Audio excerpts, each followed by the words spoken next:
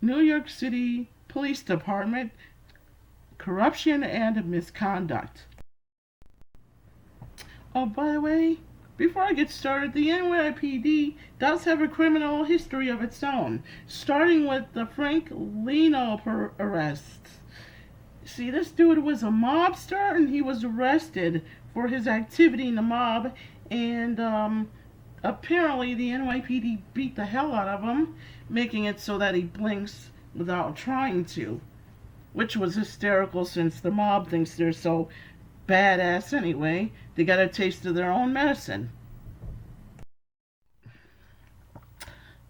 The 1973 shooting in South Jamaica, Queens, of Clifford Glover, who was 10 years old, and he was an African American. He was shot by Officer Thomas Shea, a white undercover policeman, and he thought that he, the little boy, and his stepfather were gonna rob someone.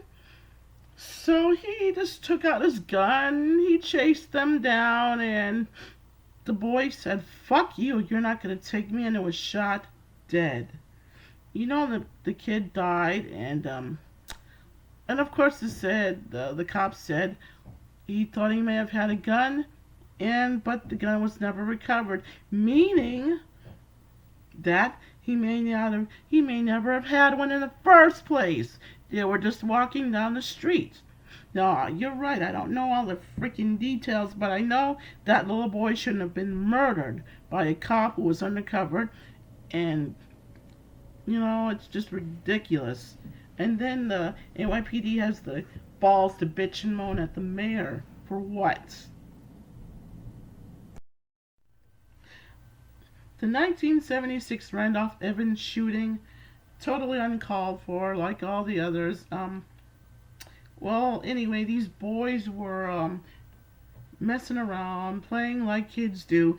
This cop comes up to them, strikes up a conversation, and shoots one of them, shoots Randolph Evans point blank in the head, just whips out his rod and shoots him.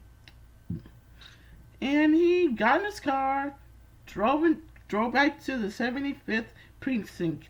When he was arrested, now he was arrested, taken to trial, pled insanity because he claimed his epilepsy, which is bullshit because epilepsy does not cause psychotic episodes. If it did, we'd have a larger criminal problem. Anyway, he was sent to a mental facility.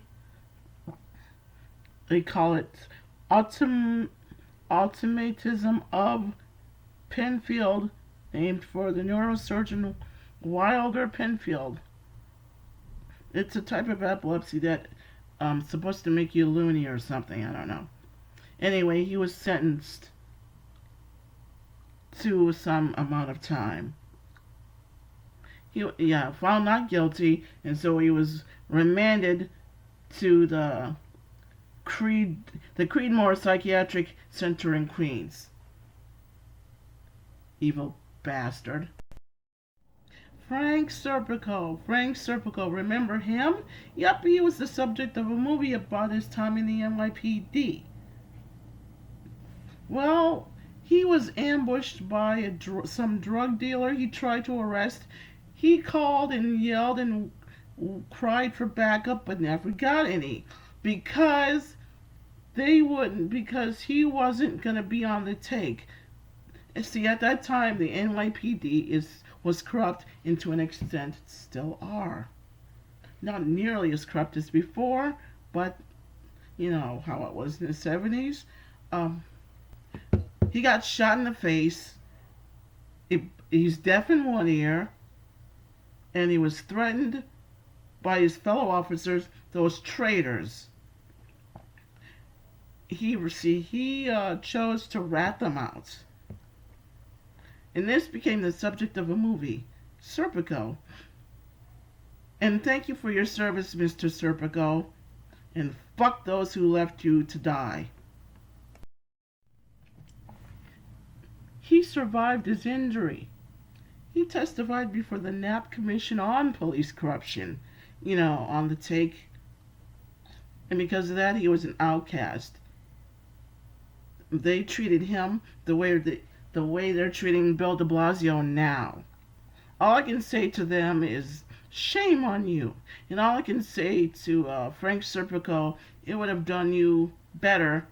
You would have been better served had you opted to become a police sergeant later in life and then fired those bastards.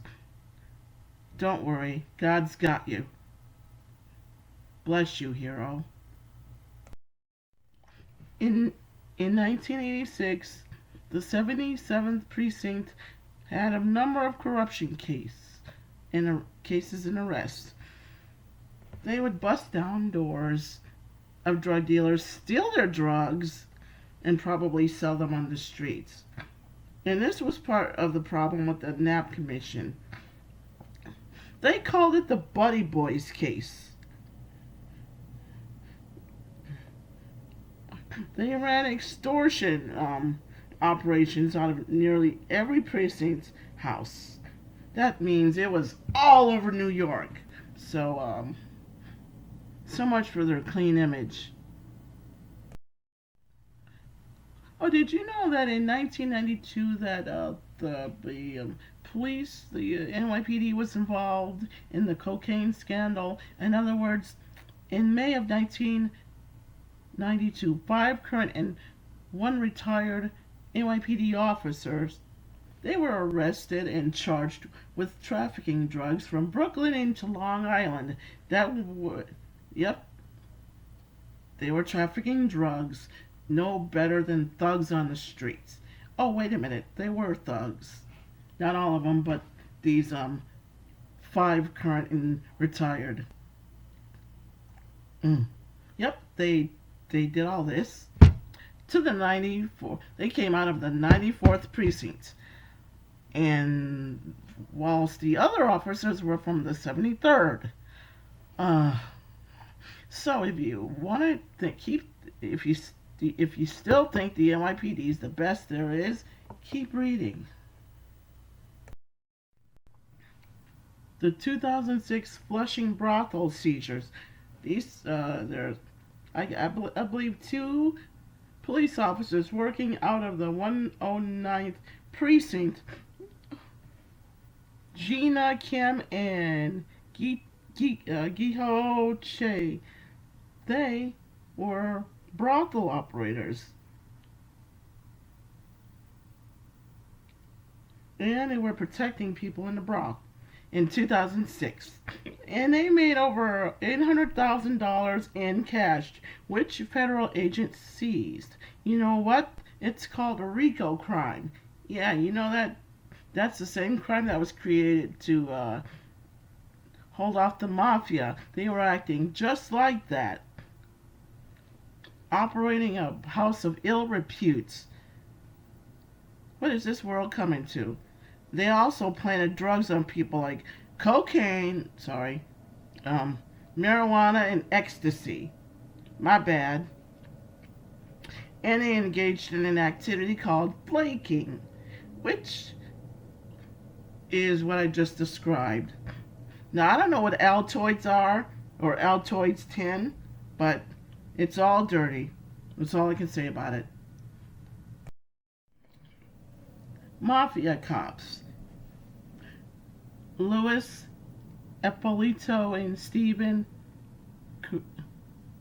Kagrakup, whatever the hell his last name is, they were on the payroll of the mafia while they were working for the NYPD. You know how this works. I'll pay you to look the other way and let us get away with a lot of stuff. Well, another RICO crime.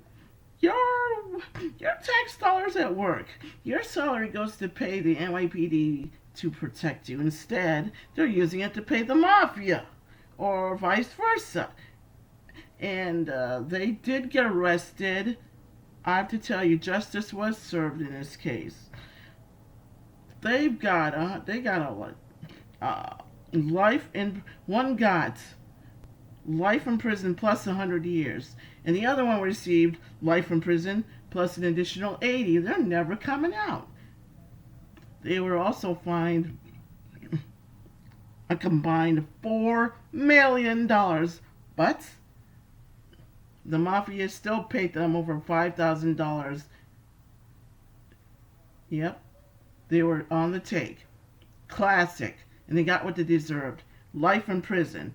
Now they're somebody's bitch. The NYPD rape cop scandals, meaning there was two of them. One they were acquitted of, and the other they got life sentences. Anyway, in December of 2008, they were called to the home of a woman who was drunk to help her get into her house. Not only did they help her get into the house, they snuggled with her in her bed and proceeded to take advantage of her. Now, I heard a news article I saw on YouTube that two of them got off. But wait, there's more.